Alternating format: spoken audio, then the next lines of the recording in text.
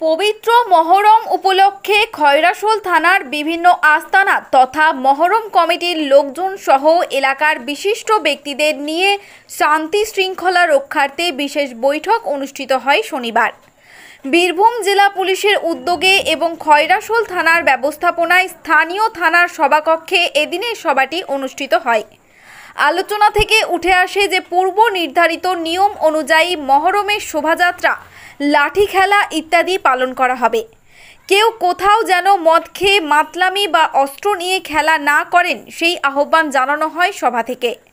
তাছাড়া তাজিয়া নিয়ে শোভাযাত্রা যাওয়ার পথে গাছ থাকলে ডাল কাটার ব্যবস্থা, বিদ্যুৎজনিত সমস্যা, স্থানভেদে পুলিশ মোতায়েন, স্বেচ্ছাসেবকদের তালিকা তৈরি করে দেওয়ার দায়িত্ব, ফেসবুকে বিতর্কমূলক মন্তব্য পোস্ট না করা ইত্যাদি বিষয়ে যেমন সজাগ করা হয়, পাশাপাশি কোনো সহযোগিতার প্রয়োজন হলে সরাসরি থানার সাথে যোগাযোগ করারও আহ্বান জানানো হয়।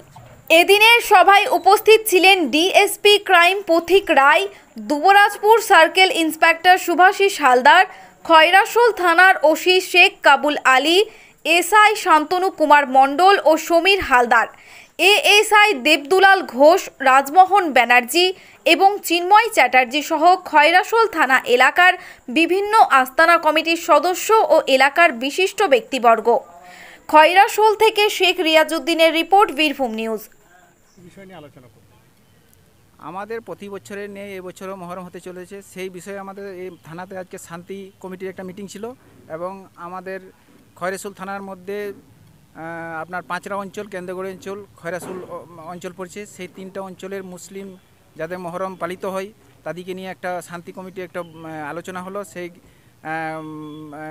আলোচনাতে কোথায় কোথায় আমরা যাব, কোন রুটে যাব, কিংবা ভলেন্টিয়ার কতজন আছে এবং কমিটির মধ্যে কতজন আছে সেইগুলা নিয়ে নাম এবং সব কিছু, এবং ভলেন্টিয়ারে আমাদের একটা করে থানা থেকে কার্ড দেওয়া যাবে যে আপনার যেমন স্বেচ্ছাসেবকের কাজ করবে, সেই নিয়ে আমরা এই আলোচনা করলাম এবং শান্তিভাবে সম্পূর্ণ এটা।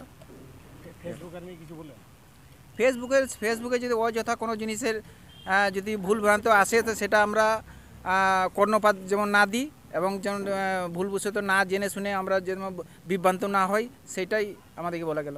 আজকের আলোচনা কেমন লাগলো আপনাদের? ভালো, আমরা ভালো, কোনো বছরই কোনো অশান্তি হয় না এলাকাতে। কি নাম আপনার? আমার নাম জামাল উদ্দিন খান, আমার বাড়ি মাটিয়ালা। কিন্তু আপনারা কিন্তু কোনো সিদ্ধান্ত উপনীত হয়ে যাবেন না আমাদেরকে দিন, কারণ 100% খবর বলছি, 100% মিথ্যা খবর থাকে। এগুলো সাময়িক পরিস্থিতিতে উত্তেজনা তৈরি করার জন্য, বিভিন্নভাবে এলাকায় অশান্ত করার জন্য বাজে সেই অ্যাম্পলিফায়ার যেগুলো বাজানো হয়, তো সেটা কিন্তু কিন্তু বাজানো যাবে না, ওটা কিন্তু কোনোভাবেই বাজানো যাবে না। ওটা কিন্তু বারবার কিন্তু আমাদের বলছি, আপনারা কিন্তু জানেন, প্রতিবারই বলি, আবার বলছি।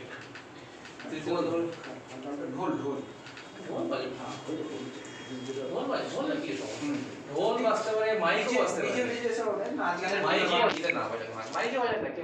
মাইকে দুটো দিক থেকে একটা পাঁচটা মাইক খুব ভালো অসুবিধা ছিল। আচ্ছা, লাস্টলি যেটা আছে ধরে রাখুন, দ্বিতীয়ত আমার তরফ থেকে বলা, সেটা হচ্ছে আপনার ফেসবুক।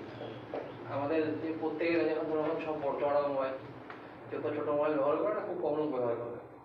এবার চড়া মোবাইলে ধরে রাখুন এত ভালো ভালো জিনিস দেখা যায়, ফেসবুকে এত তথ্য পাওয়া যায়, আমরা সব বিশ্বাস করে দেয়, হ্যাঁ কি যা বলছে অমুক লোক অমুক জায়গায় এই ঘটনা ঘটিয়ে দিচ্ছে, আমরা সব বিশ্বাস করে নিচ্ছি। আমরা কিন্তু ফেসবুকের যে ঘটনা, তার মধ্যে অর্থ সব সত্যতা কিছুই নেই, তার মধ্যে সবই মিথ্যা কথা বলা হলো। আপনি যারা সেটা পড়েন, দেখেন, তাদের মধ্যে ভিজুয়াল যেন বাড়ে।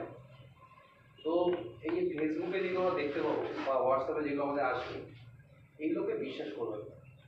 সাপোজ ধরে রাখুন আপনি যখন পিছনে যখন দেখবেন, হয়তো কেউ হয়তো কোনো ফেসবুক বা হোয়াটসঅ্যাপে কারো কোনো ফেস নেই, ফেসবুকে কারো কোনো মুখ আছে, কারো তো কোনো ফেস নেই, সব তো আড়ালে সব করে।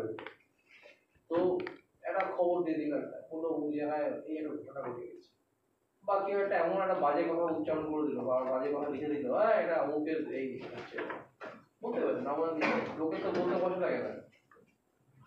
তো এইটা কিন্তু যদি কেউ বলে বা কেউ জানে, যদি আপনাদের কেউ কিছু বলে, দেখুন অমুকের ছেলে, অমুকের বাবা বা ওই পাড়ার লোক এইটা করছে,